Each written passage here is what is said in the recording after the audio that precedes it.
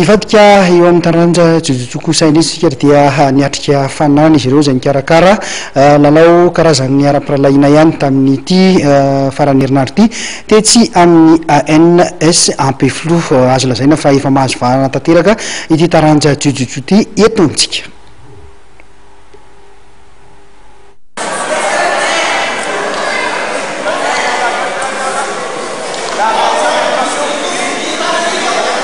Fombiazana tanteraka no azon'ny association sportive de jiu-jitsu traditionnel de Tana tamin'ny fikarakarana ny andiany faefatra amin'ny Open de l'Océan Indien Jiu-Jitsu Newaza efa itina tetsy amin'ny sikanjam-tafin'ny ANS Ampeflo tamin'ity farany herinandro ity. Ankoatra ireo club valo eto an-toerana dia nanana mpikatroka fito ihany koa ny Mauriciana raha dimy ny avy atsy La Réunion. Mizara roa mazava tsara moa ny fifanana ka ny andro ny asa bosy ny nanaovana ny fifantsana ho an'ny Newaza. Nisongadina tamin'izany club ny Estrela rehefa nahazo medaly volamena 10 tamin'ireo sokajinanjanisy rehetra.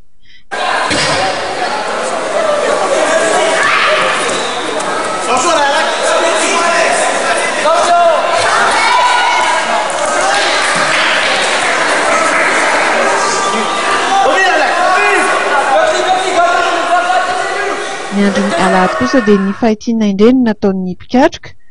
Marina fa ny fanomanana sy ny fitoniana ireo atleta malagasy hiatrika ny fiadiana tombontakan'ny Afrika ho an'ity taranja jiu-jitsu ity izay atao an'ny Tunis ny volana aogositra ho avy izao no tena tanjon'ny ASJTT tamin'ny fikarakarana ny hetsika. Tanjona moa zany amin'ity dia ny hamoahatsika ny izay ekipa tsara izany atleta tsara hiatrika ny fifaninanana afrikanina izay atao an'ny Tunis amin'ny volana ho avy izao.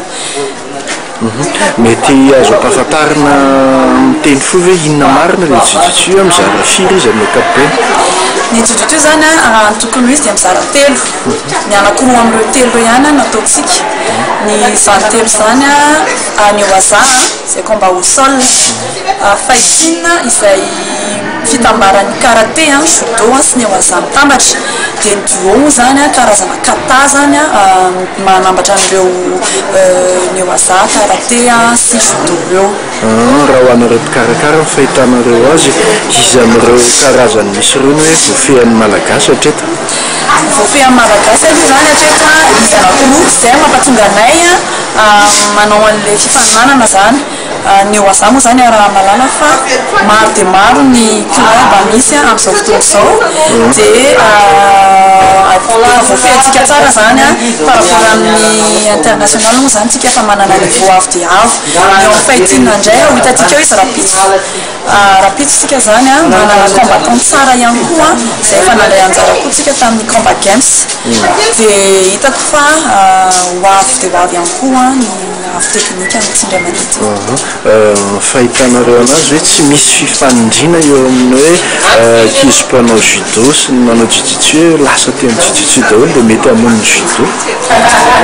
Ilay izy aloha tsy mifamono fa mifameno. Tena marina zany mifameno ilay izy. Na misy koa raha manao karaté mifameno ao anatin'ilay izy. Zany hoe fitambaran'ilay art martial mihitsy zany jiu-jitsu en général. Raha atao kely ny historique ny jiu-jitsu angeka fiatombohan'ny judo e. Vita zany natao aloha ny mpamorona anazy Jigoro Kano ny jiu-jitsu dia izay izy vao namoronana judo. Izany tsy famonona ovinana mihitsy judo sy ny jiu-jitsu fa hitambatra iray kosa izy afaka manao jiu-jitsu izy afaka manao judo. Raha ny fahitana ny fahatongavan'ireo mpijery teny Ampeflo dia azo lazaina fa efa miha-mahazo laka eto amintsika ity taranja jiu-jitsu ity.